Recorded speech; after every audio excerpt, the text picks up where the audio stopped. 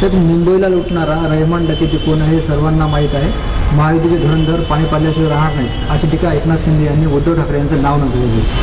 नाही, सगळं बोलले ते आमचे उपमुख्यमंत्री मोदी एकनाथ शिंदे साहेब. आता काय ज्यांना असं वाटत असेल की मी डकायत आहे तर त्यांनी तो त्यांचा प्रश्न आहे.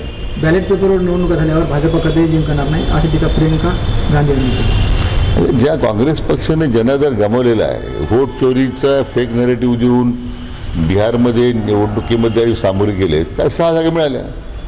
मला वाटतं जनाधार गमावलेल्या पक्षाच्या नेत्यांनी आता त्यांच्या स्वतःच्या अस्तित्वासाठी आता लढाई करावी. मला वाटतं फॉर्म्युला काय ठरलंय महापालिकेच्या निवडणुकीसाठी? नाही, तो आता 50-50 म्हणत आहे. तो आता कसं आहे की दोन्ही बाजूच्या पक्षाकडून समिती नेमली गेलेली आहे, तर तो ते निर्णय करतील. साहेब, इम्तियाज जलील असं माहिती की त्यांनी फडणवीस यांच्यावर टीका केली. ते माहिती फडणवीस म्हणजे येणार, शिंदे म्हणजे मीना आणि अजित पवार म्हणजे टीका असं म्हणाले. आता इम्तियाज जलील मला वाटतं त्याने आता तो शांत बसलं पाहिजे. शेवटी ज्यांनी जातीय तेढ निर्माण करून जातीय राजकारण करून स्वतःच्या तुंबड्या भरल्या आहेत, राजकीय फायदे केलेत, आता जनतेने त्या नाकारलं एकदा. मला वाटतं ज्यांनी जनतेने नाकारल्यानंतर लोकांनी आत्मपरीक्षण आत्मचिंतन करण्याची गरज आहे.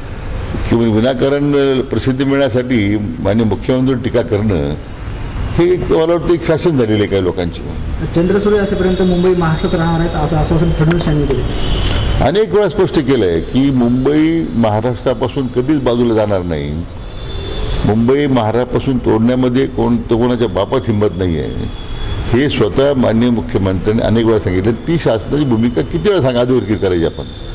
पण दुर्दैवाने आज निवडणूक आल्या की ते उबाटा किंवा आमची जी लोकं आहेत त्यांना असं ते उसणं अवसर येतं आहे. आज मुंबई माणूस हद्दपार करण्याचं पाप, मराठी माणसाला हद्दपार करण्याचं पाप मुंबईतून शिवसेनेने केलं. अनेक वर्ष सत्ता असूनही त्या ठिकाणी अफोर्डेबल हाऊसिंगचे प्रोजेक्ट नाही. सामान्य मुंबईकरांना मराठी माणसाला घर मिळत नाही.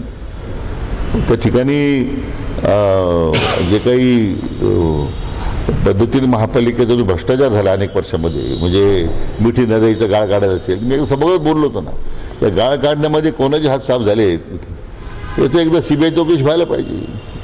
तोडाफोडा आणि राज्य करा अशी जे ते भाजपाची नीती आहे अशी टीका ठाकरेचे माजी खासदार उमेश पाटील यांनी केली. ठीक आहे, तर मी माझं म्हणणं एवढंच आहे की ज्यांनी जनतेने नाकारलं आहे, मला वाटतं त्यात आत्मचिंतन केलं पाहिजे. कुठेतरी शांतपणे एखाद्या हिमालयात म्हणणार ना, हिमालयामध्ये कशाला ते पापी लोक पाठवायचे, परंतु आता तिने आत्मचिंतन करण्याची गरज आहे. महानगरपालिकेच्या